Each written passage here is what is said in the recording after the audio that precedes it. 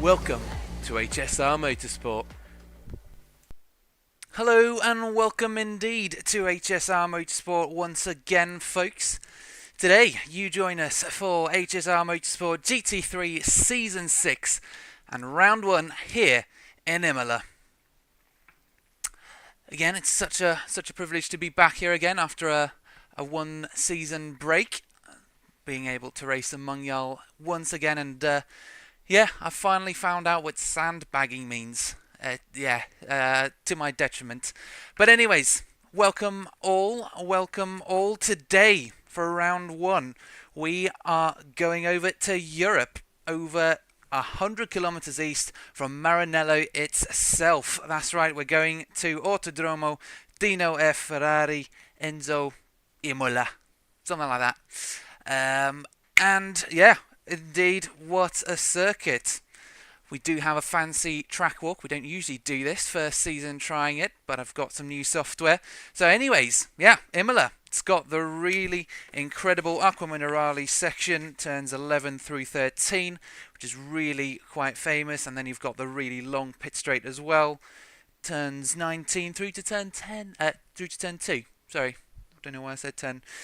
And then, of course, it is known as... It does have a few events that have been tragic in the past as well. Obviously, Ayrton Senna and Roland Rattenberger's deaths, unfortunately.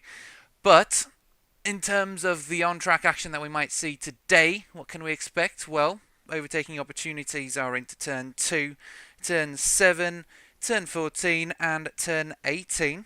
And as we go through the circuit, I'll kind of point those out. We'll do a little onboard lap to show you guys what it's like, and yeah, show you what all the overtaking opportunities are, where we might see some moves happen as well. We've seen some moves into Piratellis at turn 9, if you like your technical language, or if you've got a track map up. The only thing is you need to get it done before Acqua Minerale, 100%. Now let me just get a few more resources up. I do apologise if it's a little interesting tonight. It's the first time back in a while, but yeah, should be pretty good. Should be all good. Right, now let's just get straight to the racing. Why are we waiting? So yeah, Imola. What a circuit. It is loved by many drivers. It is a favourite track among many drivers, thanks to it being like a driver's circuit. You get circuits that are great for racing, side-by-side action, plenty of space for overtaking, and then you get some tracks which are great for qualifying laps, such as this, where there isn't. It's not really a circuit made for side-by-side action. It's more a circuit that's meant to push you to the car's limits and just keep pushing for faster lap times. That's it.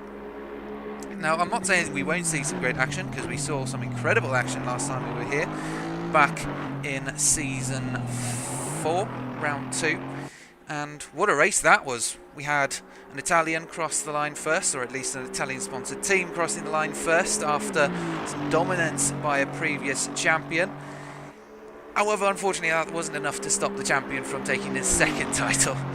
And yeah, we'll see how this season goes. Of course, we do have a new GT3 Pro champion, Matthew Jordan, who took the championship victory, and rightly so. He put the Bentley up in P1, and we haven't seen a Bentley up in the top spot before, and he did it. So yeah, everyone was fairly humbled when the Bentley was suddenly ripping out these incredible lap times.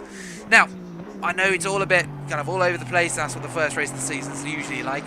In terms of format, drivers are currently going through qualifying. They've got split qualifying, which means that each class will have a turn at going for a lap. Each class will have a turn at going through the circuit and set their laps. So each class has got 10 minutes. You've got the AMs, then you've got the Pro-Ams, and then you've got the Pros. Each have 10 minutes, and it goes in that order. AMs, then Pro-Ams, then Pros. So at the moment, the AMs are out for the first 10 minutes, which are just about to finish. I just need to change that. Again, I'm working on some new software tonight, so there's way too much information for me right now. I'm not used to this much information, so I do apologise if I miss some stuff or other crucial elements, but it's the joys of learning new software, isn't it? So for tonight, we have got 2 30-minute races, so no pit stops to worry about as such, but it's never too far off. If you do make a mistake, you have to come in for a pit stop. If you've got some damage, all that good stuff, well, it wouldn't really be good stuff, would it? But now, as we go through the session, we have got Nicholas Mamtaz in P1 for the AM class. The P1 driver currently setting a lap time of 1:43.0. Johan Huben, who we follow now, in the Aston Martin, who goes round down at turn number 6, is in P2 with a 1:43.3 and is unable to set another lap time. And here come the Pro-Ams now on the way out of the pits. And it will be a very interesting session for the Pro-Ams, I'm sure. Now, if you're wondering who the Pros are, who the Pro-Ams are, who the Ams are, you need look no further than the little coloured boxes behind their car number. If it's red, that's an AM. If it's grey, that's a Pro-Am, and if it's white, it is a Pro. So at the moment, all the silver box cars should be out on track, while all the white cars and all the red cars are in their pit boxes. Now, just looking down at the grid, we've got some familiar names, so Huben, Rucroft, Brum in the AMs. We've got Irwinish, Janos, Fox as well, Dutton, Osduru, Neville, or Neville, I could never get that right. just someone shout it out in chat whether I'm saying it wrong or right. I don't know. It's the commentator's curse other than the usual one. This is their second commentator's curse, so to speak. And for the pros, we've got Valentine, Jordan back for another title, Dixon, Morris, the usual crowd, but with a load of new names, which is brilliant. So we've got Mumtaz in the AMS, who's taken provisional pole for the class. Well, it's no longer provisional because it is pole for his class. Whether it's overall pole, though, it's going to be a different question. Graniero, who else? We've got Kilnin, Grasso, Vasiliadis. I don't know why I'm saying them differently. There's just something about their surname that just changes it. That just for some reason I need to say it differently. But we follow now David Janos in the Ferrari Red Bull Racing vehicle, and I have to say it is looking like a fresh livery. It's a livery reset. It's brilliant. I've waited so long to see these liveries again, and I have never seen a Ferrari Red Bull. Unfortunately, he does go flying into the gravel, as the famous slogan goes, Red Bull gives you wings. Well, I'm not sure he's looking for those types of wings, and they definitely didn't carry him into the right place. Here comes Neville behind. And like I said, apologies if I do miss a few cars here and there, because there's just so much information going on. I've seen some familiar names. We've got Josh Redhead back in with the Open Lobby Racing car. I have to say, fresh new colours. Again, absolutely loving it. Ethan Craddock in the familiar gold and black car. Brilliant. Who else do we have?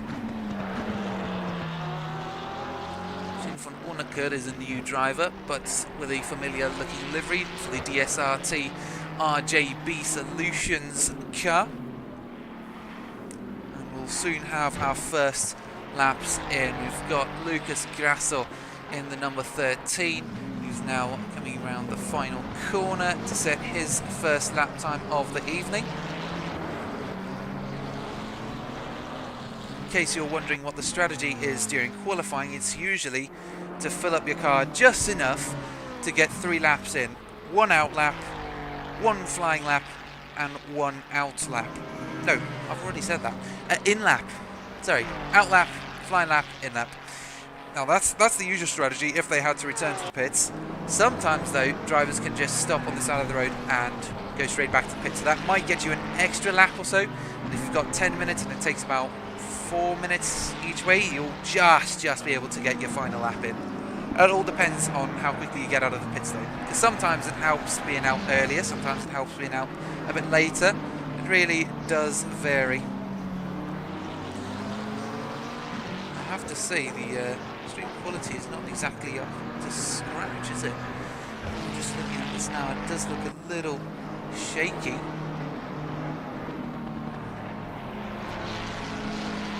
Let's see if I can do a little thing here or there.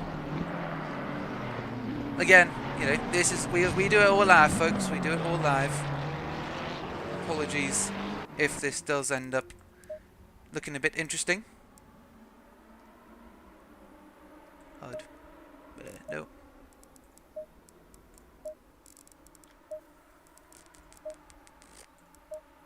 There we go.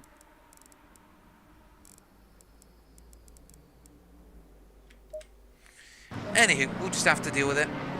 See how it all goes. So, we've got our first couple Pro-Am lap times in. Dutton with a 141.4, Craddock with a 142.3. We do have 2 cars now coming across the line, Lucas Grasso and a McLaren driver behind. And at the moment, Adam Dutton is leading the pack, overall provisional pole and class provisional pole as well. Josh Redhead suddenly takes P2, 142.3. It doesn't quite seem right there. That's a big gap. That's a massive gap between Dutton and Redhead. You'd think Dutton was in the Pro Class before. You would. And he was last season indeed. Last season he was up in the Pro category, which I was coincidentally in. and somehow I managed to finish ahead of him, which is really odd to me. Again, I quickly found out what the word sandbagging means, even though I wasn't purposefully sandbagging. I was very much sandbagging. I don't know how to explain it. I was claiming some stuff and people didn't believe me, and then unfortunately I proved them right. So we'll see how the racing goes on the other side of things, on the endurance side of things. Yeah, Valentine, I agree. Dutton, yeah, he must be reverse sandbagging, saying, "Oh, I'm slow," and then, oh no, sorry, he's saying he's fast, and then performing slow. So in the end, though, it's not really sandbagging, though, isn't it? He's just a disappointment. That's a very grim way to say it. Anyways, enough talking about stuff like this. Let's follow the action. How are you supposed to say this name, other than the surname? Shin? Stain von Honecker, I'm assuming, in P8, P9 at the moment, and he's had a good improvement over his lap so far. Will he be able to climb up the grid on this lap with his quali lap coming across the line now? And he does, up to P5, so he's up into that top 5 spots now, and you can see the yams being filtered out down to P10. And soon the pros will be taken to the track. 2 minutes until that happens. Other drivers to keep an eye on? Not really. Nick Neville has got a 2/10 improvement on the first sector so far, as he sends it up the hill and down into Piratella, turns 9 and 10, then into Acqua Minerale next.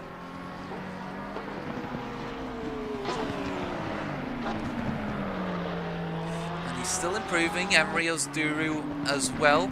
That's a familiar name that was in the AM category last season, and that absolutely dominated it alongside some other competitive AM drivers, one of whom was also Ubin. Rucroft used to be very quick back in season 4. Him and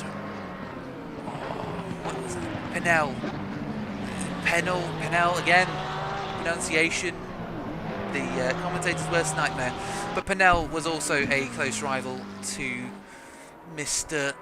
Rucroft in season 4, but unfortunately Rucroft couldn't quite emulate that success this time round, or last season's time round. The final couple drivers will be setting their lap times for the Pro-Am class, and then the pros will be coming on.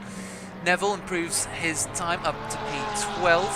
Ozduru up into P10. I think we've got our first few drivers who are putting into the pit saying, "Yep, I've done enough laps." Ozduru in the McLaren this season. He was in the Aston Martin, but he's opted to go for the higher downforce, but a little more skittish McLaren 720S GT3 Evo. And I did say I was going to do an onboard lap, didn't I? I'll do that when we've got the pros on, so they can show you how to do it properly. Not that I'm saying the Pro-Ams and the Yams can't do that, but you know, they're gonna show you what the limits of the car. They know the limits of the car better than potentially these lower classes.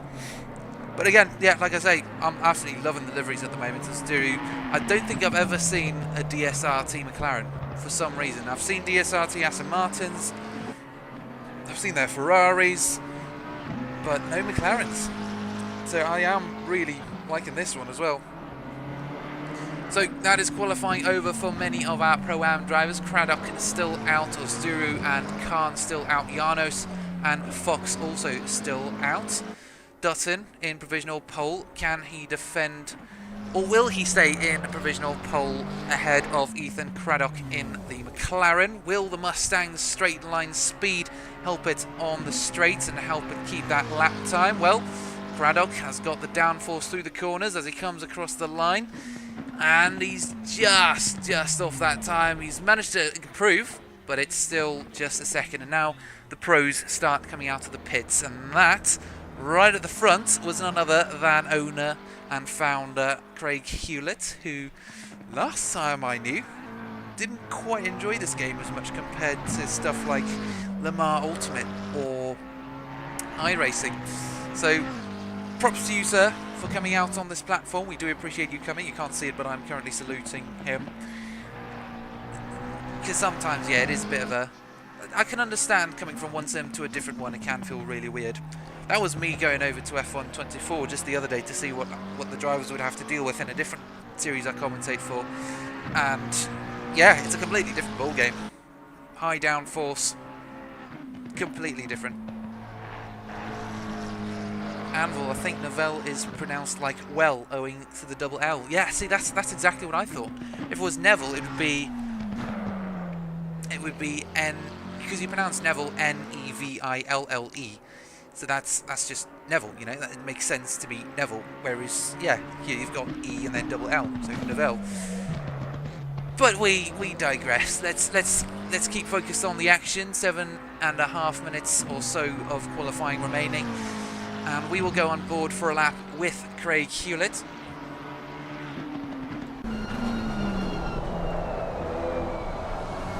I just need to find a good spot on the car. So we can see all the action, not just not just the inside of the cockpit.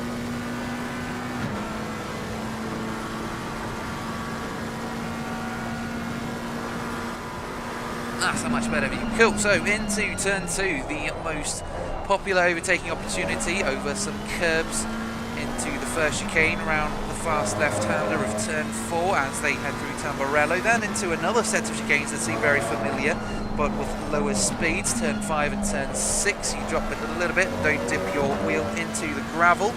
Now down to Tosa, turn 7. In the GT3 cars, it is an early turn in so that you can get a V-shape.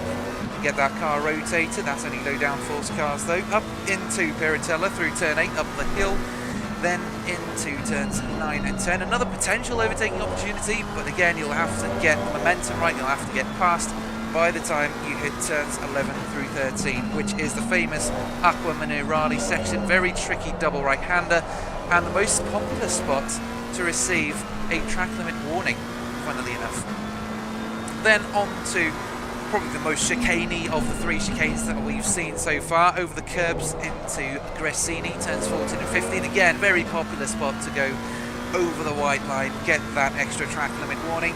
Down to turns 16 and 17 into Ravazza, the final popular overtaking opportunity, double left-hander, so if you can get the inside, you'll most likely come out ahead either here or in the next corner. And you can see Craig Hewlett absolutely pushing that car to its limits to keep it going at the highest mid-corner speed. Across the line, what is his time going to be? It is only good enough for P4, P3 in the clubs. Interesting. So the fastest time is set by Pinatti, Alessandro Pinatti, who is an Italian. So this could be a home race victory for him.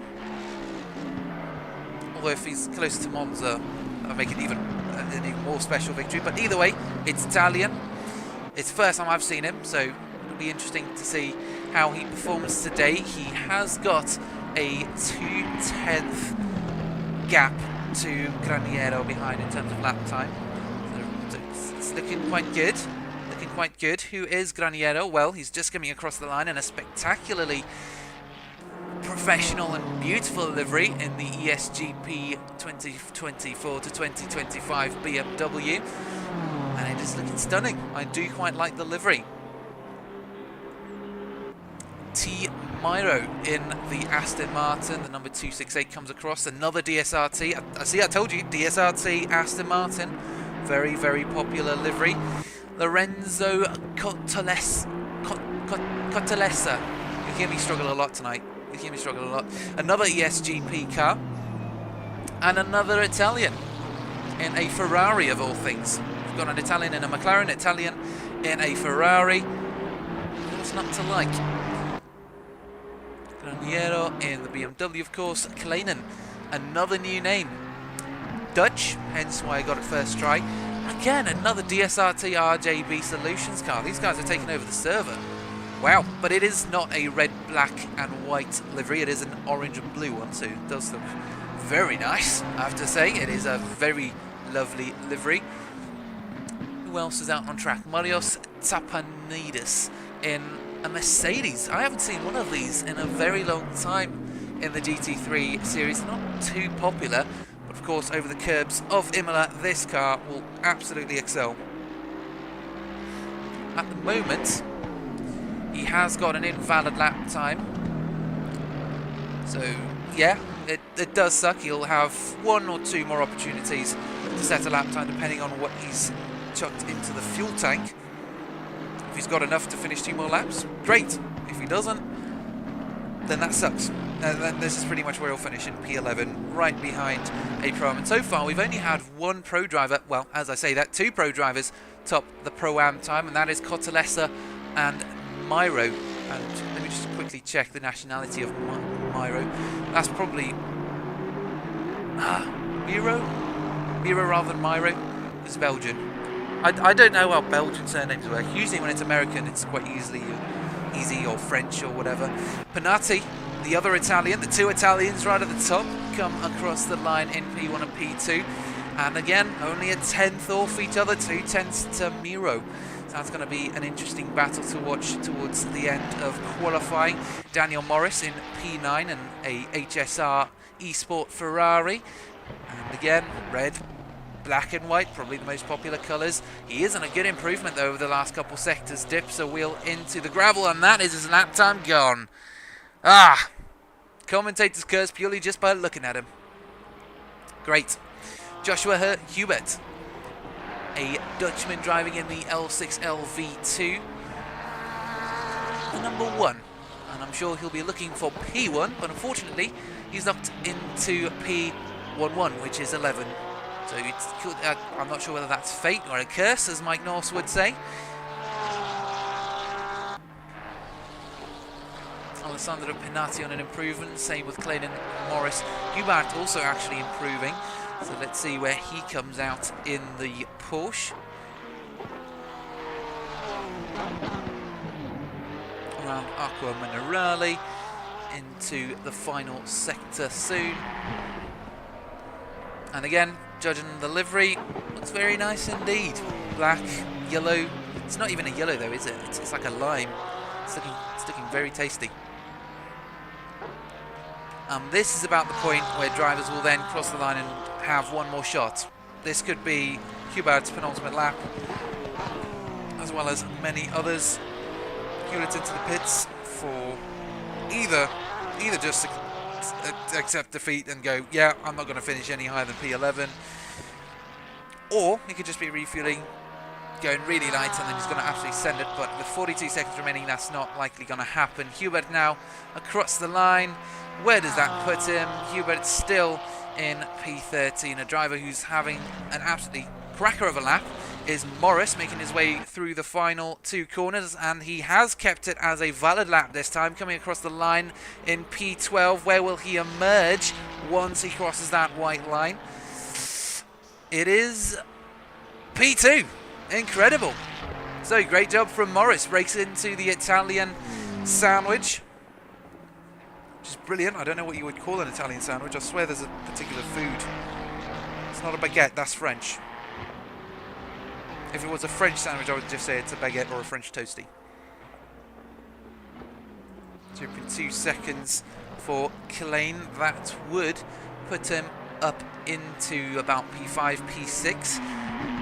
But again, he's got to finish that lap within 40 seconds, which is definitely possible.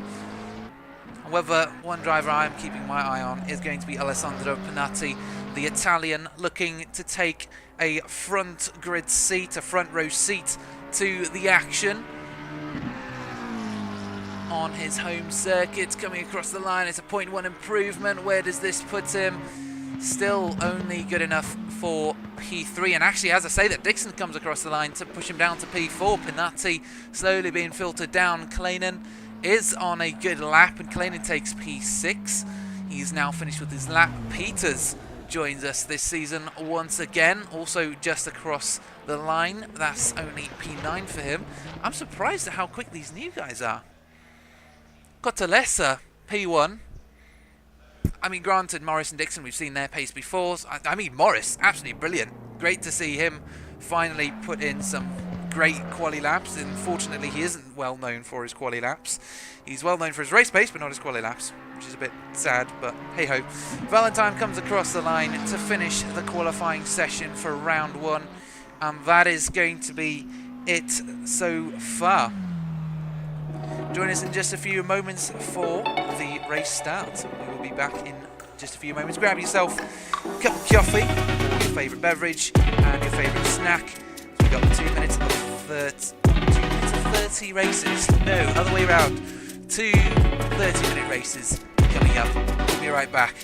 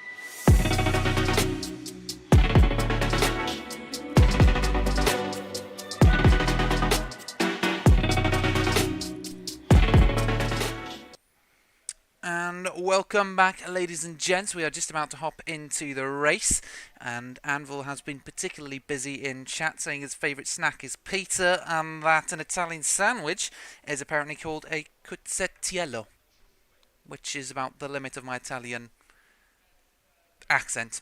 But one Italian who will no doubt be ripping out an accent every now and then is, of course, the blue Ferrari of Cottalessa, who starts in P1, pole position for the Italian. Great start for him. We've got Daniel Morris alongside in P2, Miles Dixon, P3, also an HSR Motorsport car, the first Mustang to be in the top 10. We then have got Pinatti, another Italian looking for a home win. Tim Miro in the Belgian DSRT RJB Solutions car. Another DSRT car for Kalainen, the Dutchman. Yeah, he came out of nowhere, really, pretty much, into P6. And we do have some support for Rucroft from Riker 55. Keep that support coming, guys. They really appreciate that. We've got Dutton in P7, in P1 for the Pro-Ams, and yeah, you'd swear he was a pro, isn't it? Graniero, P8, Kurt Peters, P9, Jordan, P10, our previous champion, starting just within the top 10. Reese Valentine, P11, Hewlett, P12, Hubert and Hubert, sounding very similar, P13, Craddock, 14, Priolo, Zapanidis. I do apologise if I'm having to go through this quick. We usually have a whole lap to check this out, but now we've only got a little section. Vasiliadis, another Mercedes, Redhead, then from Honecker, Grasso, Irwinish, Kesberis, Khan starting from the pits, Ozduru, Montas, then Neville, Huben, Fox, Janos, Rucroft, Nick Brum, and then Aaron Manchip in the Lexus. We haven't seen a Lexus in a really long time, but all of that notwithstanding, it is time to get our first race of the season underway. 2 30-minute races await us, and the first one is about to go live. So strap in, for another epic season of GT3 racing with us here at HSR Motorsport. And they once again form their two columns, and the moment they cross that start line, all hell will break loose.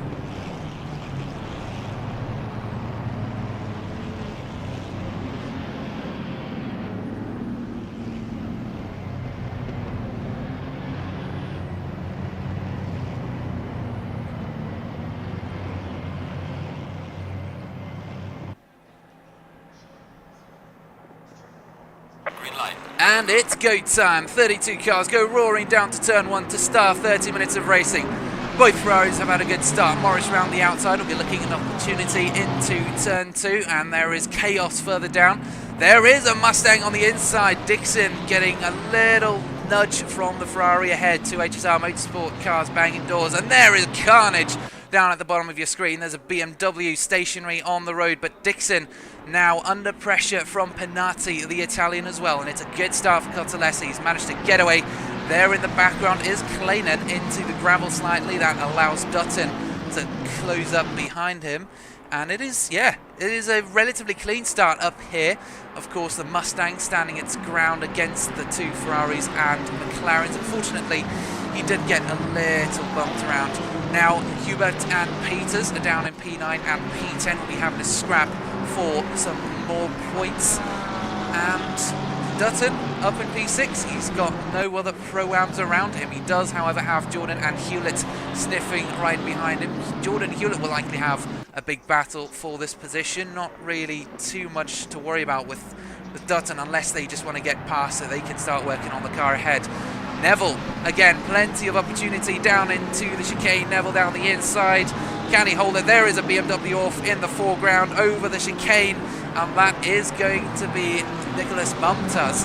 The AM driver's had a brilliant start. Look at that, P19, and he is holding on to that pole position for his class. In the background, though, Neville having a scrap. Fox involved as well. There's Janos in the Ferrari behind looking for the scraps. Fox has got that inside line now. The Porsche being forced wide and out onto the straight. It's all going to be a slipstreaming game. Cottalesa still leading after the first lap, and so far we haven't seen too many atrocities, but down into turn 2 we could see some very interesting moves. Neville sniffing at Fox's rear end. Is it going to be a move into turn 2? Not quite. There is the BMW trying to go around the outside. The Graniero trying to make some progress on these slower cars so that he can start fighting his brothers and sisters up in the top. But Morris now in P2 is right on the back end of Cottalesa. It is the Brit versus the Italian. Then he's got another Brit behind him. Morris still holding on to P3, and Pinati, another Italian. We've got two Brits and two Italians fighting it out for the podium positions. You can see they're going all out. 30 minutes of racing. Yes, it is non-stop action, non-stop pushing. These guys will be absolutely sending it through these corners, especially Ackerman and Raleigh. I'm sure they're going to have a few track limit warnings. Morris looks to the inside early. Doesn't find anything there. Nothing of use in the background, though. We do have some cars pulling out. No, it's just a look. Nothing really of note. Kesberis makes a move on the Mercedes, and that is on the Mercedes of Vassiliadis for P7 for P16. Sorry, as I said, the software is quite new, so I don't quite. I still need to get to grips with how it all works and how it all looks. Pinati now onto the main straight again. Turn 2 is going to be the biggest opportunity for an overtake. Cottalesa knows that. He pulls to the inside really early to try and get a defensive line into the next corner. Look out for Dixon, though. That Mustang has got some straight line speed. Look at, he's already had to brake. He's not even into the braking zone. And there we go. Morris squeezing around the outside for the race lead. Can Cottalesa get the cut back? Not quite. He falls back in behind, but Pinati, while Dixon was looking at all the action and being mesmerised by what's going on ahead, he got overtaken by another car. Here, though, is Clayton also being overtaken by a Mustang. Oh, my goodness, this is close. 3 into turn 7, and the Aston Martin has to go slightly wide. That is going to be Matt Jordan, I believe. Has to kind of get out of the way. He's right alongside the Ford, is it, of Adam Dutton? Yes, it is. Sorry, they've just switched cars. I'm just so used to them being in different cars now.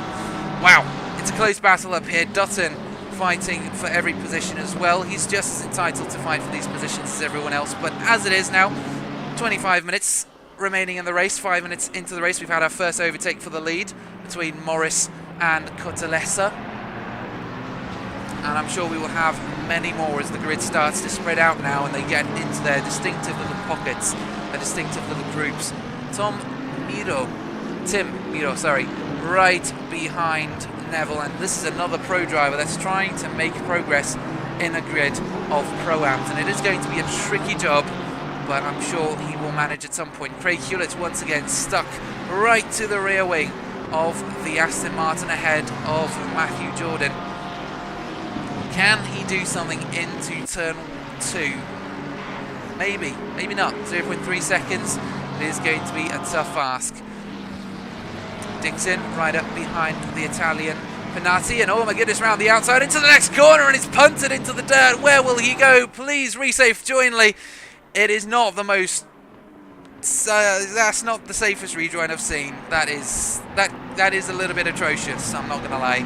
But you know, sometimes your brain doesn't work, the adrenaline's going, you just need to get back on. But yeah, unfortunately Penati not quite giving the Mustang the space it needs. The Mustang is quite a wide car. I'm actually astonished at how the Mustang got punted out of the way by a McLaren, because the McLaren is the most aero car between the two, and any damage to the aero of a McLaren is going to have a very bad effect on its cornering abilities and many other abilities as well. Straight line speed potentially, but for the Mustang, it doesn't really rely on aero, it's more about the straight line speed, the good old American horsepower. Now he does have a drive-through. Oh my goodness, what's that for? Is that maybe for jumping the start? I swear it wasn't there before. It could be for a track limits thing. It could be our first drive-through for track limits, which is really astonishing considering it's only been 7 minutes of racing. And now we do have a good mix-up of drivers up here in P18 through P20. And Rios Duru in the Pro-Ams, who was of course an AM last season. There's a move from the Ferrari behind. Oh, and it's good space between them. Good space between Grasso and Osduru. Can they keep it that way all the way through the two left-handers? Yes, they can. It was close though. It was close. Osduru still comes out ahead though. BMW of Mumtaz is now making his way as well. Mumtaz in the BMW has got some great straight line speed. He's got the inside line into turn 2. This should be sealed, but isn't. He pulls back in behind, decides to play the patient game, and to be fair, oh no! That's the lead! That is the AM leader spun out to turn 2. Can he get back on track in a safe manner and in a quick manner? Because he now has Roocroft rapidly gaining, and Roocroft has managed to get past. So Roocroft now takes the race lead. Uben as well takes P2 for the class. And Mumtaz unfortunately spun around by one of the cars behind. Could we have a look at what happened there? Mumtaz's car 18.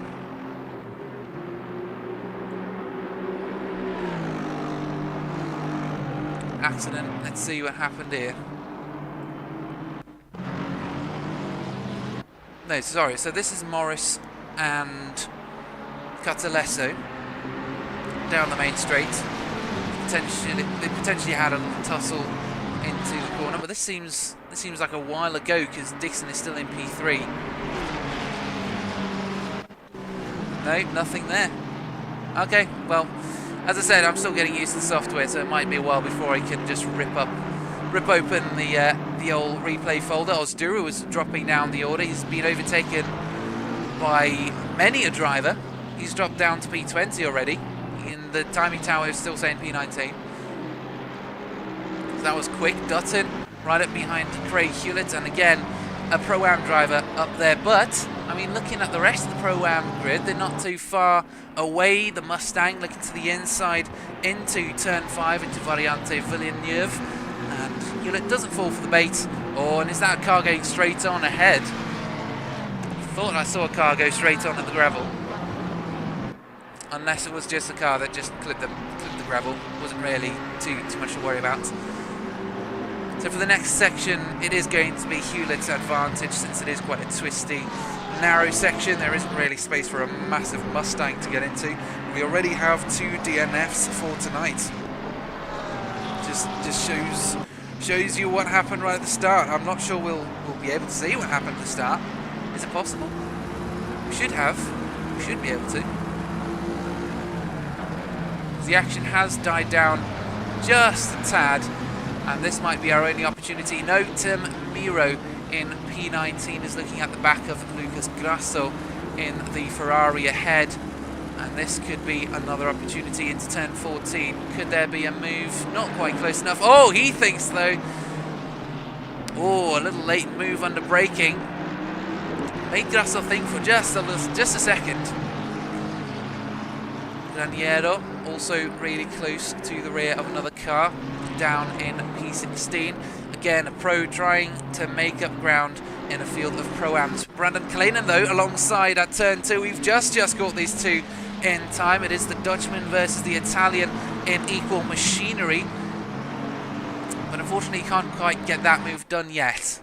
It was side by side for a bit. Honecker and Graniero going side by side, but Graniero got the move done thanks to the good old German straight line speed of that BMW, and I'm actually surprised at how tame it's been so far in terms of the side by side action, unless I've just missed everything.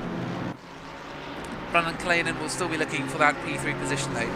He has been looking very quick. His last lap time was a 141.7 compared to the 142.0 from Pinati. So he does have a 3/10 faster lap, and his fastest lap is also 4/10 faster.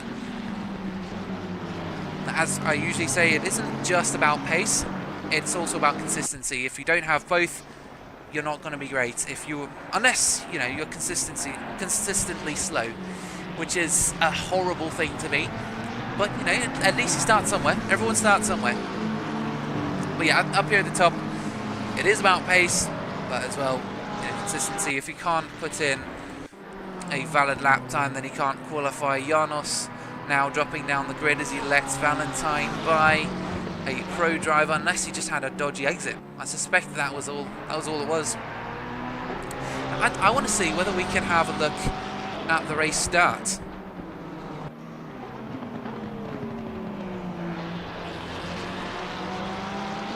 I think we could.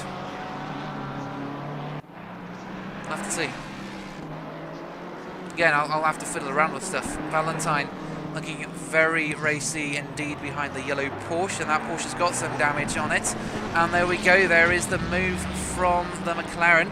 Oh my goodness, and Neville off onto the gravel, onto the grass, on the side and straight into the pits. Was that maybe him into the wall? I'm not sure. Let's have a look. Will this clear anything up? No, this is Graniero.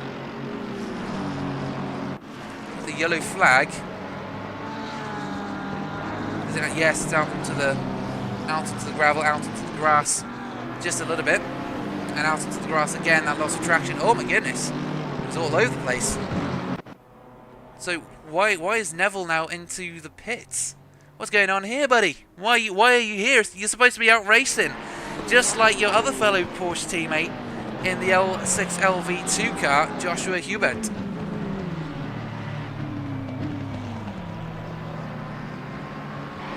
Chasing down Adam Dutton to get past so he can start fighting with his fellow pro drivers. And now the racing has somewhat settled, but again, Kalinen in his last lap, 3/10 slower than Pinati. And again, it's not necessarily down to 2 or 3 laps, it's down to a load of laps. And as they come across the line, what was the last lap time he set? They were virtually identical, maybe a 10th between them, about a 10th between these two. Graniero down in P14, again coming up on George Vassiliadis. Yeah, got it right first time. Wow. Potential overtake happening there. Matt Jordan is now putting up to these two into the top 5. We keep an eye. Oh, and that is going to be the orange McLaren into the gravel. Turn 7, can the Aston Martin capitalise? Not quite yet. Out on the straight though. Who will have the advantage? Could we see some slipstreaming and an overtake and move into Piratella turn 9 as they unload? No, nothing yet. This is going to be a gap to keep an eye on. Another gap to keep an eye on is, of course, George Vassilialis and Graniero. Although I've caught that today, it's going the other way. Unfortunately, the overtake already happened. So we couldn't quite catch that in time, but hey-ho. Again, we're not perfect. We're not going to catch everything. One battle we will keep an eye on, though, is going to be Clayton and Jordan, as well as Pinati and P3. Oh, McGuinness, and that is the orange McLaren having to bail and out onto the curb, out onto the runoff area. That allows the Aston Martin alongside. Are they going to stay side by side through Ravazza, though? That is going to be the question. Is it going to be an overtake for the Aston Martin? Yes, it is. He had that inside line all the way from the chicane, and he got the move done. Easy pickings. And now Craig Hewlett looms in the background.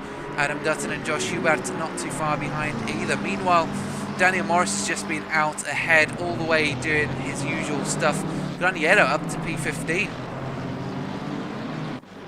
And he has got Von Orneker right behind him as well in the Pro-Am class. He's maybe looking to adopt some of the pace from the car ahead, although you cannot do that in a Ferrari if the car ahead of you is a BMW, because that BMW's got some proper straight line speed to it.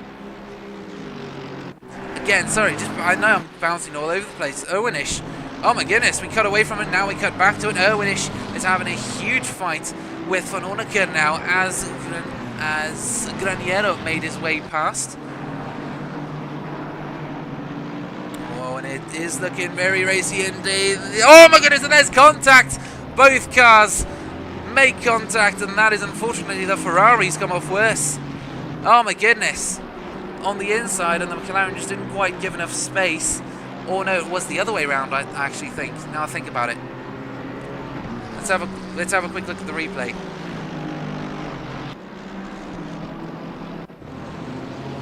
So, out of turn number 4.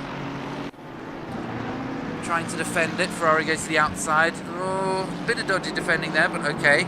Enough space given. Goes in a little too hot. Out onto the gravel, and yeah, the Ferrari is right behind him. Not quite giving enough space for him to rejoin safely.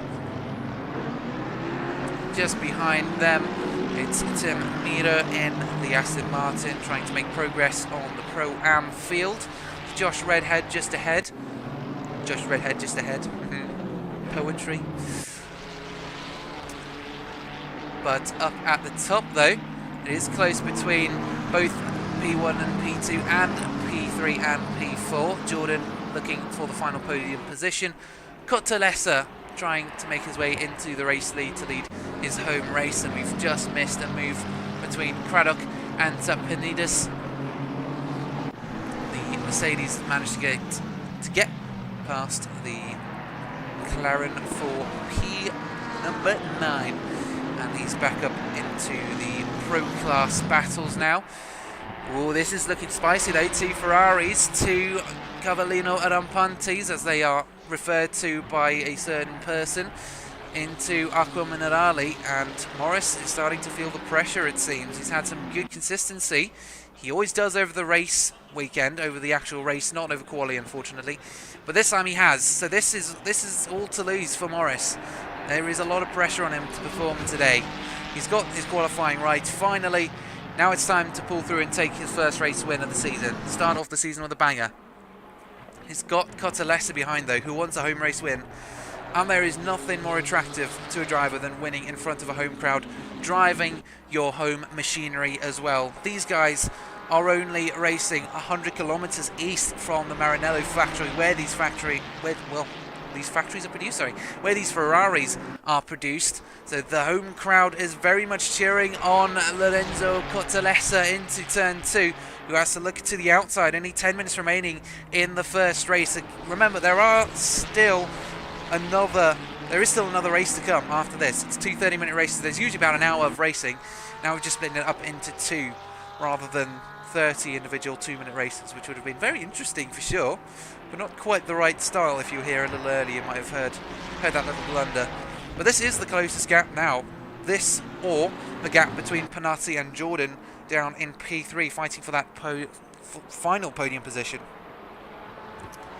And the lap times are very much different when it comes to best lap times. Jordan has set a 141.3, while Penati has only managed a 142 dead. So actually, it is a slight miracle he's managed to stay ahead for as long as he has. So a quick little look down the order then. Morris leads overall and for the Pro class. Dutton for the Pro-Ams down in P7.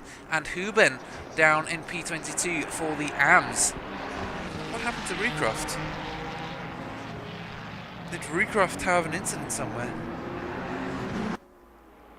I suspect so, because otherwise he would still be up there. That has not gone well. That has not gone well for him at all.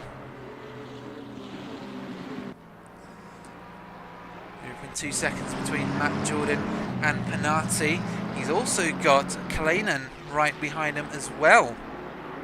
Half a second there, but it's closer now onto the straight. Kalenen will be looking to the inside. Where will the Aston Martin go? Where will he position his car? Woo! It's going to be spicy. It's going to be spicy. 0.1 seconds between them now. The Aston Martin looks to the inside of the black McLaren, and simultaneously he defends from an orange McLaren just behind. Good positioning of the car just in case something happened, just in case there was maybe a little bit of late braking from the car behind. If it was, though, it would have been a very scary place for the Aston Martin to be in that McLaren sandwich, or as Anvil said, that good sense yellow. Well, it's not quite Italian, is it? It's just a good old British sandwich. BLT. That seems more American, though, isn't it? I'm not good with fillings, though. Potolosa still looking for that position. Their last laps were incredibly close. Only 800ths between them. This could be a very hotly contested battle. We keep an eye on Matt Jordan and Kalenen, though, as well. See, the issue is anything can happen. Anything can quickly happen, just like this. Suddenly a gap between Jordan and Penati, and now Kalenen is right up behind that Aston Martin, but it's the same for Lorenzo Catalosa, who looks to the outside at Ravazza. Ooh-wee! This is going to be a lovely battle into turn 2, I think, if both can get their exits nailed. And the blue Ferrari behind has run out slightly wide. It's only 0.3 seconds, though, in my experience. That's just enough to get alongside of the straights long enough, and if you use the slipstream well enough. They are identical cars, though, so it might be tricky to find just that perfect little bit of slipstreaming. 0.2 seconds between them, though. It's very close. Further behind, the gap between Penati, Jordan and Kalenen has opened up to about a second between each of those. So that battle has kind of been postponed for now. Khan and Janos down in P25 have just switched positions, and they are still battling. Move from the BMW, no, looking very racy indeed is Khan in the number 95. It's a dodgy exit for Janos, but again, I'm keeping an eye on the guys at the top. If something happens, we're going to go straight back to them. 7 minutes remaining in the race. It's getting close, getting close. Craig Hewlett pulls up to the back of Kalenen. You can see pretty much everyone decided to take the track limit hits there. He's closed up to the back of the orange McLaren ahead. Equal machinery. Brit versus Dutchman. The Brit in the McLaren, I'm sure, is feeling very much at home in machinery that he knows fairly well. Not exactly his favourite car, as we've heard before. Oh dear! And unfortunately, Hewlett can't quite pull up to the back of Kalenen yet. He will have to wait a few more laps as Dutton comes past. Hubert in the Porsche, look for that at the bottom of your screen. Yes, he comes past. Now how about Tapanidis? Could this be another position lost for Craig? No, fortunately he does have a little bit of a gap ahead of him, so he can maintain that position. I've seen a battle here for P16 between Irwinish and Redhead developing. Redhead in the Mercedes behind has a good exit. He will look to the outside into Ravazza. A little bit of grass sampled on the way, that fine European grass, and there it is down the inside, and it's a beautiful manoeuvre from the Mercedes. Can he keep it there though? No, he can't. Irwinish with a cutback reclaims the position very, very easily. and out onto the straight. That wasn't quite the cleanest exit from the number 9 car, but he's not giving up yet. He is right behind him. He's got that slipstream. He's going to keep pushing. He's going to keep pushing. He's going to keep pushing. Looks the outside. Now dives to the inside. Will the braking work for him? No, unfortunately not. And he has to settle ultimately for P17 as of right now. Cortelosa and Morris once again up in Acqua Minerale, fighting for the race lead, and to be honest, not really fighting yet, because they're not really going side by side too much, but it is really close between them. Morris is under pressure right now, and if he buckles, or if he loses just a little bit of concentration, this could be the race win blown for him. But it will indeed be a great day for the Tifosi if a blue Ferrari can finish first today. Morris, also in a Ferrari though. I don't think the fans will be too upset with that. Kleinen right behind Jordan though, into Ravazza. Again, we're jumping around with all the action. Things just suddenly pop up that we can have a look at. And yeah, unfortunately, no light of day for the McLaren driver. 2.2 seconds between these two, a little further up the start straight. Oh, again, Cortelosa looks to the outside. For some reason, that name rings a bell, and I just realised it's from Cars 2 and the location called Portogosa. For some reason that's playing in my mind. These two cars will be looking to go side by side, though. Tzipinadas looking for an overtake onto Craig Hewlett in P8. But again, some good pace from Hewlett, some good level-headed racing, means he stays ahead. Miles Dixon down in P19, again looking to scythe through a grid of Pro-Ams ahead and make his way up into the top 20. He's got a long way to go before he can get to Miro though. It's going to be a tough ask. With only 3 minutes remaining, I'm not sure there's much he can do, unfortunately. To Bernardis. Again, 0.4 seconds on Hewlett as they head up the hill into turn 9. Could be another potential overtake into turn 14, depending on the exits. Again, the Mercedes has got that front engine platform, so it'll be really, really stable over the curbs compared to the McLaren. He does seem to get a little out of shape on the exit, and the Mercedes is gaining slightly. Not really too much. Kleinen right up behind Jordan though, into Ravazza. Is it going to be a move down the inside? Is there going to be contact? Yes, there is, and both of them go round and both recover in very much the same way. Is going to be a resafe jointly for both of them, unless you count another collision off track. No, but they are still in the same order they were before. Some very tight racing there, really close between them. Could we see what happened there? Could we see a little like a helicam from that last incident?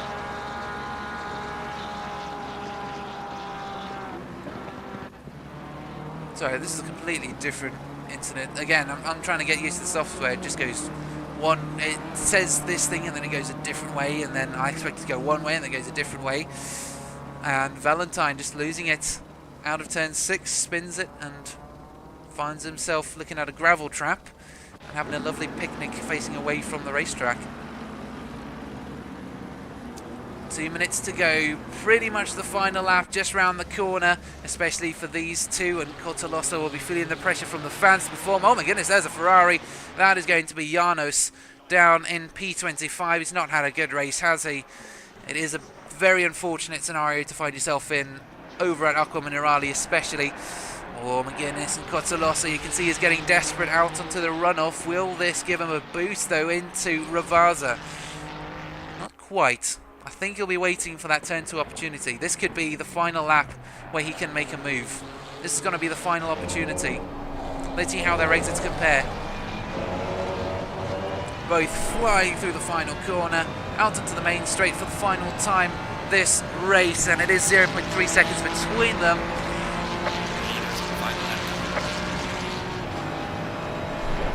He's gaining, looks to the inside, hoping to put the red Ferrari of Morris off just ahead of him. But it's not this time, says Morris, and he's just going to need to hold out. He's going to need to hold out on that pressure. Just keep going. Will it be a Ferrari or a Ferrari on the podium? I don't know. Either way, the top three have 2 Ferraris and 2 Italians in it. So I don't think the Italians watching right now will be too upset if it is going to be Morris who finishes P1. Nonetheless, I'm sure they would still like to see another... Everyone up here deserves to win. That's what I'm saying. Everyone up here deserves to win. Kesberis and Tim Miro switch positions down in P13. Again, Pro making some progress at the field so that he can hopefully start fighting with the other pros.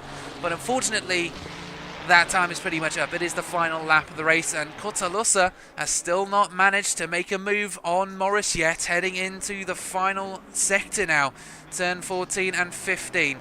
Then out onto the long left-hander king, turn 16, then 17 upcoming. We've got only 4 more corners to go. 2 left-handers and 2 right-handers. Is it going to be moving to the final corner? It's really close between them. Morris is feeling the pressure, and there it is down the inside. Is it for the blue Ferrari? Not quite. He is right on his bumper, and as they exit, it is very close between these two. But at the end of the day, it is going to be Daniel Morris who stays ahead at the finish line to take the first race win of the season.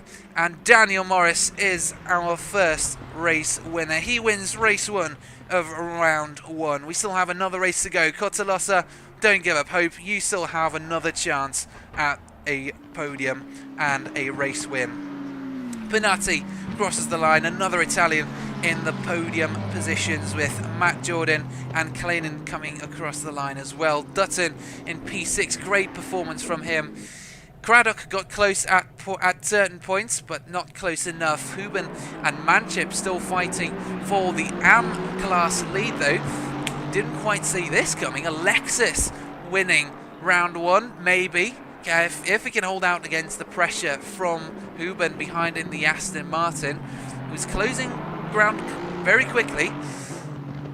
And it won't help if you dip your wheel into the gravel, but out onto the exit, though, it is going to be the Lexus who stays ahead, and Aaron Manship in the Lexus takes the first race win of the season for the AM class. And yes, indeed, Manship is back in his winning ways. And that concludes the first race of the evening. We'll be right back for the second race. So if you've already finished your beverage, if you've already finished your favourite snack, go and restock. If you're finding yourself a little kind of tense, roll the shoulders, roll the neck. That's what I'm going to do. And yeah, we'll be back in just a moment.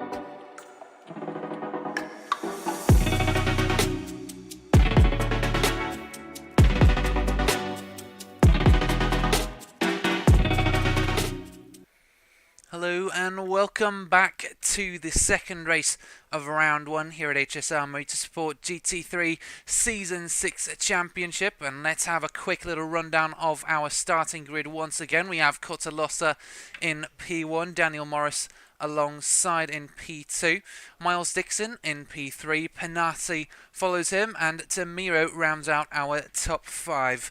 We'll then just list through the rest in quick succession since I ran out of time last time. We've got Kalena next, Dutton, Graniero, Jordan, Valentine, Hewlett, followed by Hubert, Craddock, Priolo, who is a new name, which I didn't see earlier, I swear, Tipanadis, Tapanidis, Vasiliadis, Redhead, Van Onaker, Grasso, Irwinish, Kesberis, Khan, Osduru, Mumtas, Neville, Huben, Janos, Brum, and then finally Manship. So, yes, that is going to be our starting grid for today, for the second race of the round 1 race weekend. I don't know why I paused there. Yeah, my brain was kind of figuring out why I said that way. It was very odd. And yeah, we're just waiting for the grid to get going for the second race. We've just finished our first one. Cottalessa and Morris were very much tangled in a fight for the race lead, but ultimately Morris came across the line to take the race win.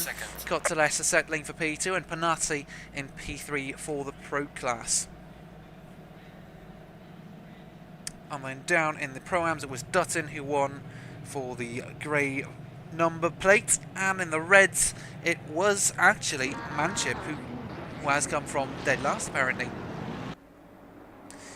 Now, though, we do have 3 cars who have retired from the entire race weekend.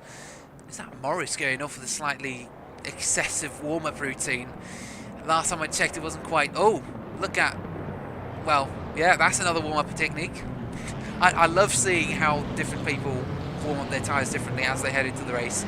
It is always such a fun thing to watch. Valentine commenting, good job Morris, hoping for a better race myself in the second one. Good luck Valentine, good luck Morris. Both of you, I'm sure, will do absolutely brilliantly this race. Valentine starting from a little further down the grid, down in P10, as the grid now form their 2 columns to get the second race of round 1 underway.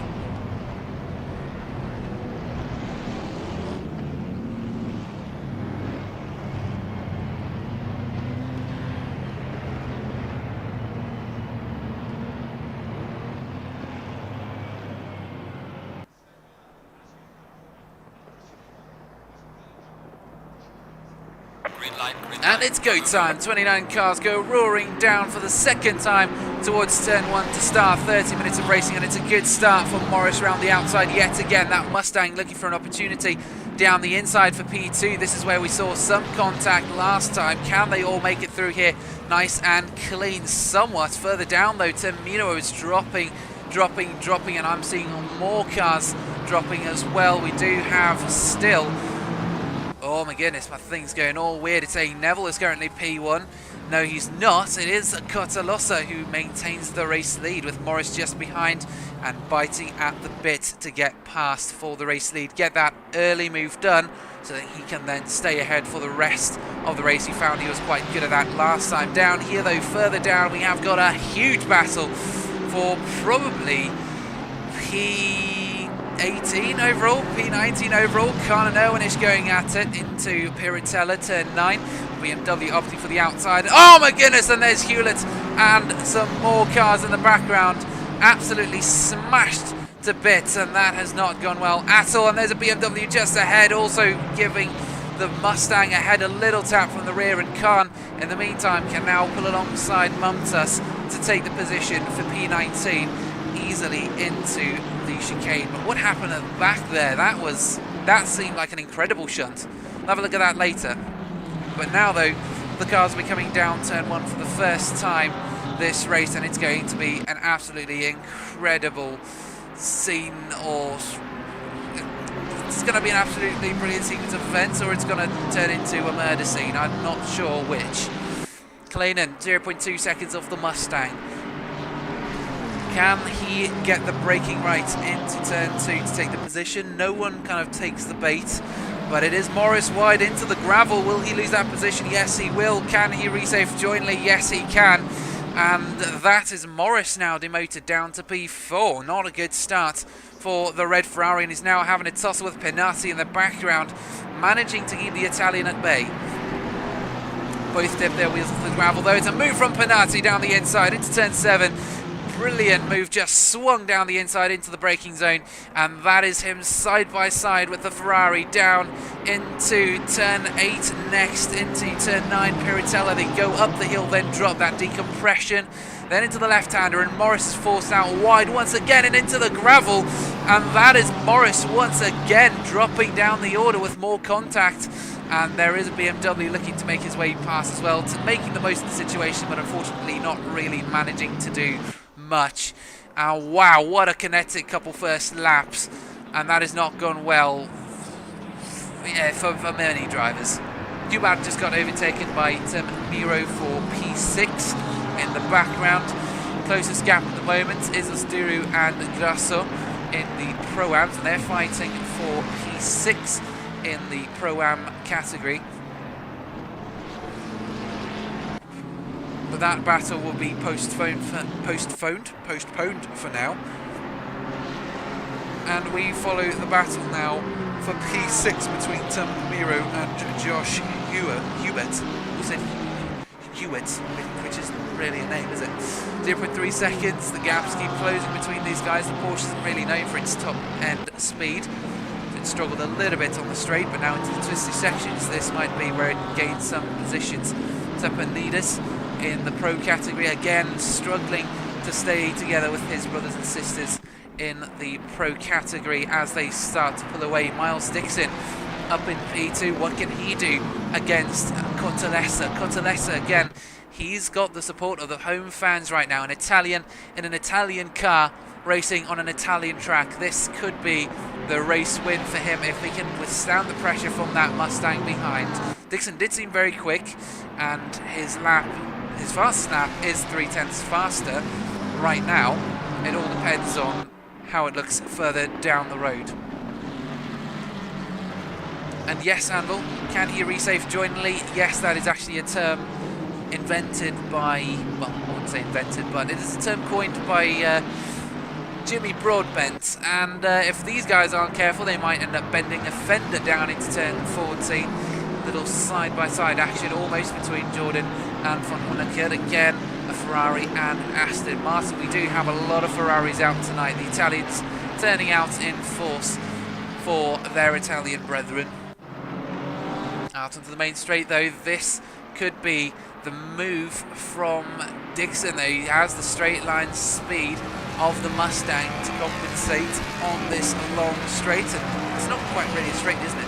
It's more like a polygon, but I wouldn't want to say he's going straight down the polygon into the braking zone for turn 2, though, around the outside, and there is millimetres between these two.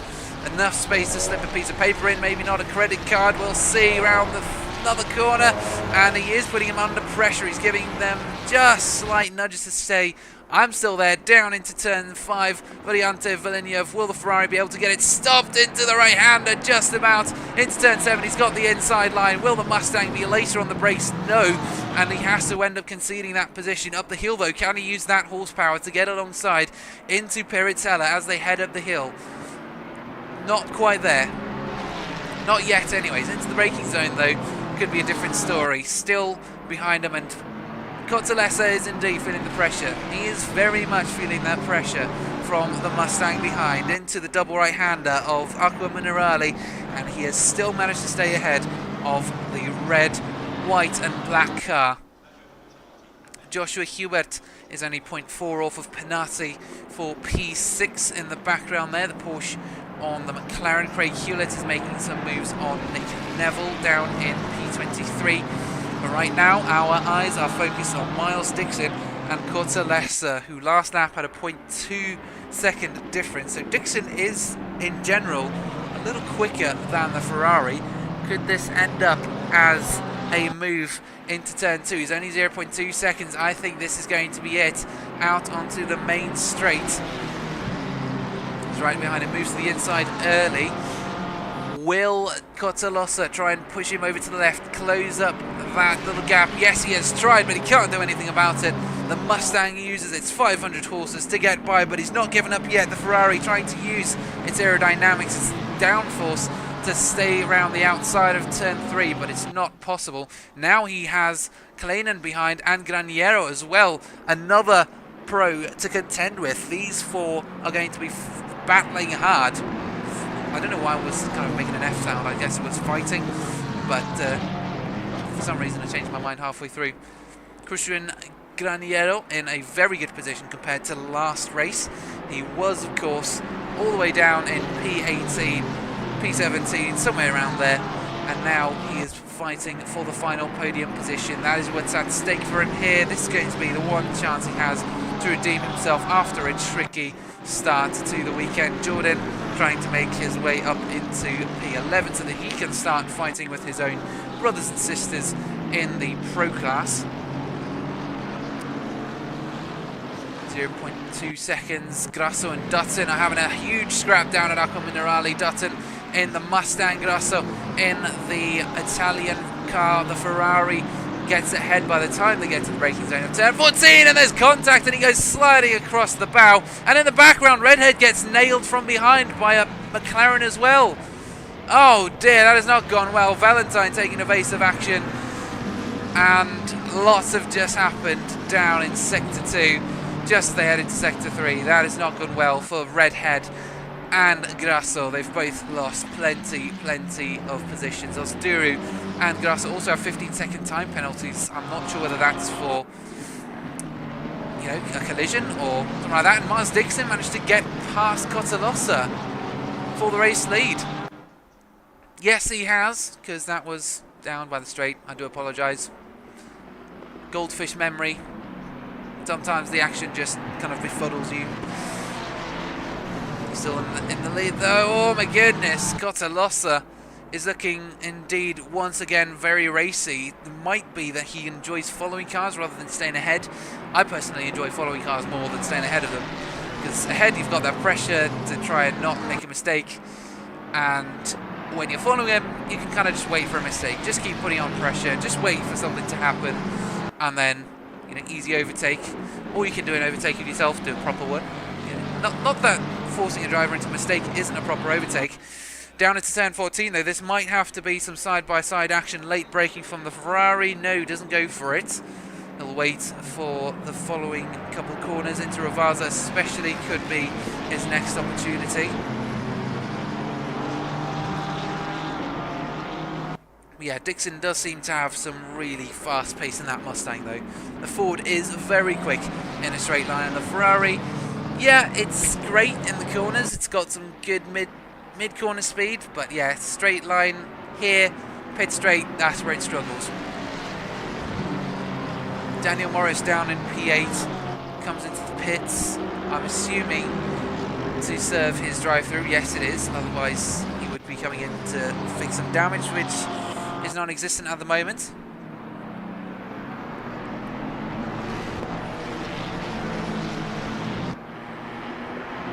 And now the gaps have started to open up slightly. It's half a second between Cotalossa and Dixon for the race lead. It's another half a second, pretty much. No, it isn't half a second. It's about a second to Kleinen behind. Half a second to Graniero from Kleinen, right behind in the foreground. That sounded funny to say, right behind in the foreground. Don't know where to look, do you? Anyways, 0.4 to Dixon ahead. Cotalossa is waiting for his opportunity. Could it be down into Ravazza? Could it be down into turn 14 even? Earliest opportunity, I'm sure the blue Ferrari is waiting for the earliest opportunity out onto the exit. Who can get the best run out of turn number 13? It is Dixon, he still stays ahead. I don't know, I feel like something's going to snap here. Something's going to snap at some point. 20 minutes, something's going to go wrong. I don't know, I just feel like there's something going to go wrong. Cotalossa is going to lose his cool, stuck behind Dixon for so long, and get really desperate and go for a lunge and go for a move that isn't really viable. and then that's his race over pretty much.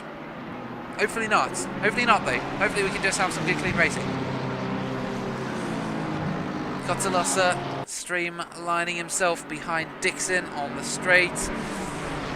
Where will this put him? Still in P2, so he can't quite make any progress. And while things are so quiet now, we maybe have a few moments to go over some fun random facts, like I've been waiting for this one for a while now, but the peregrine falcon is one of the local birds of prey here. But before we do that, Daniel Morris snaps up P23 from Brum in the other Ferrari down at P24, and Josh Redhead could be locked into a battle. Oh my goodness, everything just suddenly heated up. 0.3 seconds between Cotalossa and Dixon now. Graniero and Kleinen. Again, sorry, nicknames, surnames, anything that I need to pronounce tricky for a commentator for the first time. As we go through the season, though, it'll get better. But yeah, 0.3 seconds between them. Jordan also only 0.3 seconds off of Priolo down in P8, the 257, and the 22 potentially having a scrap at some point in the future. So that was funny. When it was as if that was like a magic word. When I say it's boring now, let's get some facts out. They're like, okay, we'll spice it up for you. It's boring, yeah, well, we'll give you some action. What I wanted to say is that the peregrine falcon is one of the local birds here, one of the local birds of prey, and it is apparently classed as a species of least concern by the IUCN in terms of population, which I don't quite get, because the peregrine falcon can reach up to 300 kilometers an hour in a dive, which is even faster than some of these can do on a certain circuit. Graniero, though, looking to dive into turn 2 just like the falcon we mentioned a few seconds ago. And is it just me, or is the graphics taking a hit? I think it might be. It could be my ACC TV. I don't know. In the background, though, drivers potentially taking a hit is, of course, Kleinen, who collides with none other than the Italian Panassi. Hubert also goes off, and it is Kleinen who is being a sensible person and letting the traffic through. Great observation from the McLaren driver. As much as he itches and burns to just go, he has patiently waited and unfortunately rejoins down in P2. So that collision has cost him dearly, and that unfortunately is probably not going to be a podium finish unless he can pull out some incredible lap times over the next couple laps. Cotalossa, though, is this going to be his best opportunity? Yes, it is. Down into P14. They're side by side. The Mustang going defensive really early. Can he get it stopped? Yes, he can. How the runs out of the corner compare, though? The Ferrari down the inside, and he retakes the race lead. Brilliant bit of racing there from the blue Ferrari. Lorenzo Cotalossa takes the race lead at the 15-minute mark, precisely halfway through. What an overtake. What a time to do it. And the fans, I'm sure, are absolutely roaring right now. They're all up in their seats, standing ovation. But they will wait for a greater ovation still towards the end of the race. They wait for this man to cross the line first in 15 minutes' time. Will the 163 stay ahead of the 94 for another 15 minutes? The Mustang doesn't quite want to wait 15 minutes before he can stand on the podium position and get out of the car and get past Cotalossa as he goes to the inside. Now the Ferrari trying to defend, squeezing him to the inside line, pulls out to the outside into the chicane now. Where will the Mustang go? Both cars managed to get it stopped through the right-hander, and when I mean stopped, I just mean get the momentum stopped, because sometimes they carry their momentum so fast they end up in the gravel trap, wondering why they are out on the why they're out on this hard surface. It's not the greatest place to picnic on.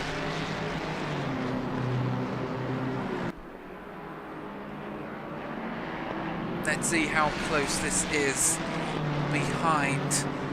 0.2 seconds between Dixon and Cotalossa for the race lead. It is close. I'm surprised. Oh my goodness, and there's Dixon going off as well.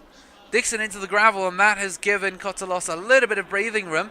And now he can just focus on getting his head down and trying to build a gap to the Mustang behind to pretty much deprive him of the slipstreaming opportunity down the main straight. see, the thing is, Dixon, even though he went off, he's back up into .3 within Cotolossa. He's back up to within .3 seconds of Cotolossa already, just purely after that little run through.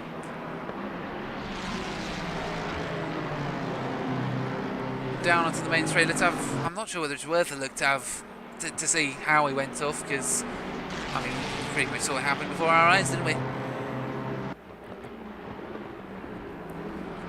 Both cars absolutely sending it. That's the brilliant part of having two 30-minute races without any pit stops required, as you can just go full send, no worries about strategy, no worry about the tyre wear, just go, go, go. And that is exactly what these guys are doing, literally millimetres between the tyre and the gravel. Woo! Both of these drivers are pushing hard. Dixon looking to start off the season well. He didn't have too great a start last race. Now it is a good opportunity for him to get the race lead from Cotolossa, and Cotolossa really is the only one who's managed to stay consistent over the last race and a half. He's managed to finish P2 in the last race and now is leading this one, so if he can keep it clean on like that, he will stay in P1. The thing is, that is known as leaving the track or crossing the white line, and if you do that too many times you get a penalty, and the penalty is a hefty drive-through penalty, which means that he literally has to drive right through the pit lane. And here at Imola, that kind of sucks. It sucks anyway you go, really, because that's about a drive-through will cost you 38% of your lap time. Do with that information what you will. It's very tricky to think about in terms of math terms. So a quick overview of our race leaders for the session. Dixon and Cotolossa battling for P1. Then down at P9 it is Craddock leading the Pro-Ams this time round instead of Dutton, but we could see a change for the lead in the Pros again. Cotolossa going defensive into turn 5. Villeneuve again, will they keep the momentum under wraps for this right-hander? Yes they do. That Mustang is sniffing at the rear end though, inhaling those exhaust fumes, and he stayed out wide. Is his exit going to be absolutely spectacular? No! The race leaders collide, and there we go. Graniero inherits the race lead and Dixon waits for the Ferrari to move. Oh my goodness. And there is chaos down at turn 7. Tosser, where Dixon has tossed his chance at the podium into the bin, is an ironic location this time round. Wow. Okay, so new overview. I was just about to hop into who's leading the race right now, who's up in the top positions. Well, it was going to be Cotolossa reading the race. You can see my brain's already befuddled by what just happened. Leading the race, and then it's going to be Craddock down in P8, who is leading the Pro-Ams, and Huben in P21 once again leading the way in the AM class.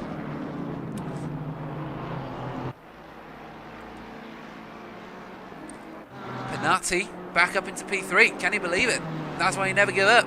Even though he had that crash with Kleinan, he continues to push, and this could be P2 for him if he can make the overtake on Miro into turn 2. Looking for an opportunity. Looks to the inside. The Aston Martin covers it off into turn 2. He's forced the long way around. Good space given there. And he backs out, ultimately looking for a better exit, and he'll take the next opportunity he can get. Oh my goodness. Cotolossa, huge loss. Jordan down the inside of Penati though, the other Italian coming to blows with another Brit, and he just gets it stopped at the location of his last crash as well. And Hubert now also looks to take a position, looking to improve on his P5 position. Wow, so things are just going wrong, left, right and centre. Vasiliadis looking for P2 in the Pro-Ams, right behind a Ferrari. Again, the Italian manufacturer hoping to take a podium in front of a home crowd. So our top 3 for the Pros are Graniero, then Miro, then Jordan. Penati being punted out the way.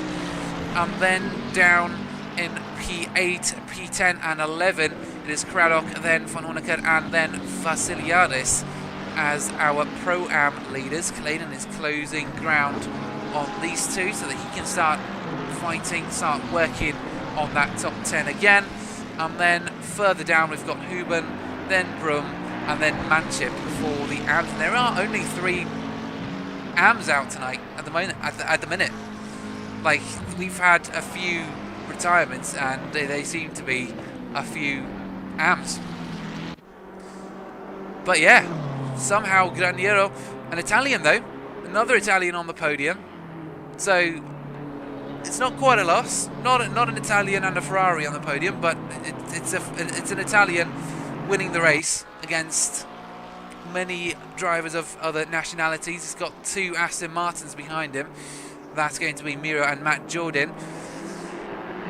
And he does have a huge lead over them though. He does have a good lead. He's about 4 seconds ahead of the pack right now. If he can maintain this, this could be an Italian winning the race. And Matt Jordan, last season's champion, will be able to take his first podium of the season as well. He didn't have such a great run in the first race today. Could this be the redeeming race for him? Could this be his redemption run? Quite possibly indeed. Kotalosa 0.5 on Tsapanidis. Comment what you think it should be, how you would. And as we say it, Tsapanidis off at Acqua Minerale and Kotalosa up into P6. So there we go. The Italian is moving. He's got 2.4 seconds to make up to Hubert in P5. Did he break into it by the end of the session? Maybe he's got 6 minutes to do so. I'm just looking at the lap times of our top 3 at the moment. Christian Graniero's best lap time is a 141.3. Tim Miro being a 141.4. So there's virtually nothing between them. And he was actually 2 tenths faster than Graniero, so he could be gaining ground. Again, tyre wear could be something to look at, especially towards the end. Miro and Jordan is another battle that could eventually escalate towards the end of the race. 5 minutes remaining though. If they want to get this conflict sorted, they better do it quick. And the difference in pace here is virtually none. The last lap, 2 tenths between them. Fastest lap, none. It's like nothing. There's about 1500s between these two in their fastest lap. So yeah, it is tight. It's tight between them. Kleinen and Van Hoornekert switch places down in P9. Interclass Racing. Morris also making his way past Redhead. I think Redhead is basically just giving that position to him, saying, listen, you're faster, you're going to be much faster than I am. Just take it. Just don't mess around with me, please. I'm just trying to survive this race. And it's not gone too well for Redhead, unfortunately.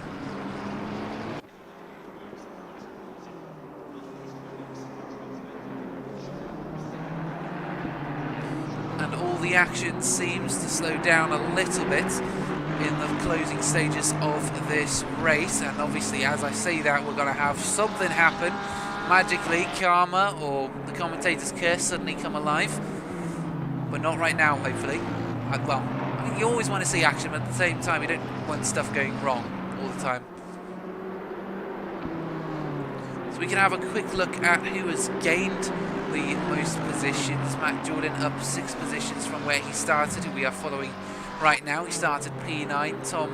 Tim Miro. I don't know why I'm saying Tom every time. He's up 3 positions, and Christian Graniero up 7 from where he started. Tsapanidis up 8, probably the biggest gainer here tonight, but the biggest loser is, of course, unfortunately, Daniel Morris, down 14 positions. Now, that does include the AMs and the Pro-Am positions as well. Unfortunately, it's just a part of it. Redhead, though, and Irwinish about to have a scrap along with another McLaren. I suspect that is a lapping McLaren. No, that is Ozduru. All 3 of these guys are heavily fighting now for P16 overall. Redhead stays ahead. McLaren down the inside of another McLaren. It's the red McLaren who makes the move, though. Can he keep it there? Yes, he can. Pushes out to the left-hand side, and he's onto the gravel slightly. And all that, Redhead just drives away. He's got nothing to worry about. Now, very interesting. Graniero's lost 0.6 last lap. He's now only 3 seconds ahead of Miro. So we could see something happen there. But right now, in front of our very eyes, we do have two McLarens battling it out for P17. It's Osduro ahead. And then Irwinish right behind. Irwinish last season was also in the AM class, and he did really quite well. Will these two manage to keep it clean, these two old rivals? Will they be able to keep the racing clean and cross the finish line in P17 and P18? Unlike some of the rivals we've seen tonight, Cotalossa is another driver to keep an eye on. One of those drivers who we've seen earlier, unfortunately, spin from the race lead. Not unassisted, he did get tapped by Dixon. But now he's looking to get past Joshua Hubert to break into the top 5 in the final 2 minutes of the race. Yes, we have about 2 laps of racing left. And Cotalossa has managed to close the gap up to Hubert quite quickly, I have to say. It is very impressive how quickly he's managed to close up that gap again. 0.2 seconds between them, and Hubert a little wide at turn 6 now to turn 7. The Ferrari looking around the outside. Is this going to work for him? Potentially, I don't know. Can he keep the momentum going? Yes, he can, but unfortunately he has to peel back in behind since it is a longer way to go. Looking very restless behind that Porsche. Now down the inside into Pirizella. Not quite. He is looking very aggressive. He is putting Hubert under a lot of pressure. He's just waiting. He's waiting for that position.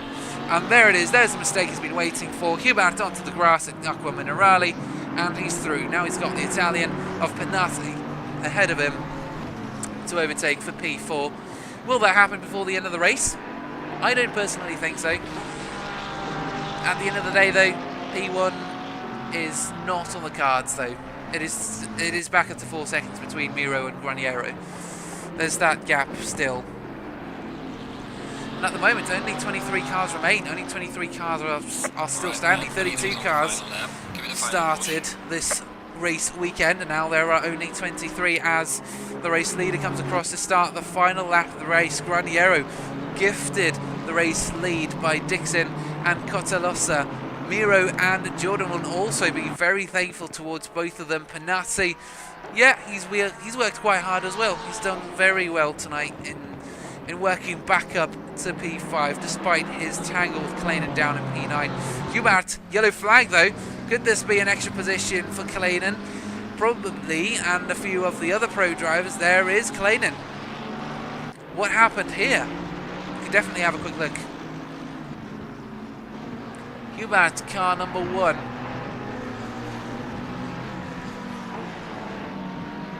Not seeing anything come up yet.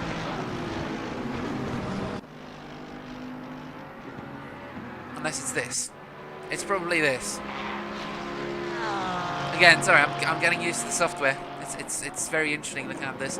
So into the left-hander, grabs some curb, grabs some more curb. That unsettles it. Grabs the yeah, just grabbed the grass a little bit on the left-hand side, and that spun him round into the gravel trap. He goes, and now down to P9. So all that progress has unfortunately almost come to nothing. He's not dead last. He's not down in P20 like Craig Hewlett or P14 like Daniel Morris, but it hasn't gone to plan.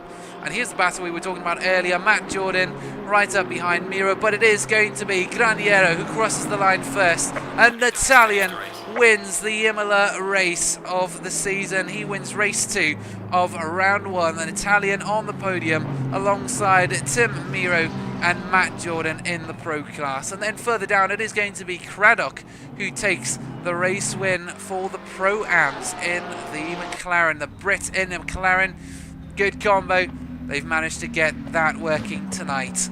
Great performance from him. And then further down we have got Johan Huben in P19 making his way around the track, leading in the AM class. And as you can see, there are only 3 Pro-Ams, sorry, 3 AMs. So everyone gets a podium guaranteed, which is lovely for them. And that's why you never give up. Now it's just a case of crossing the line. Von Honecker and Vassiliadis also take their respective podiums in the Pro-Am class. And what a race. We saw the race leaders spin, we saw them fight for many laps, and now Hubin comes across as our final winner for tonight, the final winner for round 1, season 6. It is going to be round 1 wrapped up tonight, and everyone's probably going to be sleeping either well or having nightmares, because some of those overtakes were indeed ghastly. Some of those moves were very scary, I'm not gonna lie. But that is it for this week. Can you believe it? Already we've had 2 30-minute races and half an hour of qualifying, 3 hours, no, an hour and a half of action. Sorry, maths. Commentators' maths, you gotta love it. Anyways, that is it for tonight. Round 1 of the Season 6 Championship wrapped up right here at Imola. Next week, join us at Alton Park. Same time, 8 PM GMT. That's when the stream starts. That's when qualifying starts. And, yeah, all I can say is make sure you bring plenty of popcorn and Coca-Cola if those are your favourite beverages. If not, don't worry. Anyways, I'll leave you now. Have a good rest of your evening, and we'll see you all here again 8 PM GMT on a Friday evening for round 2. Good night.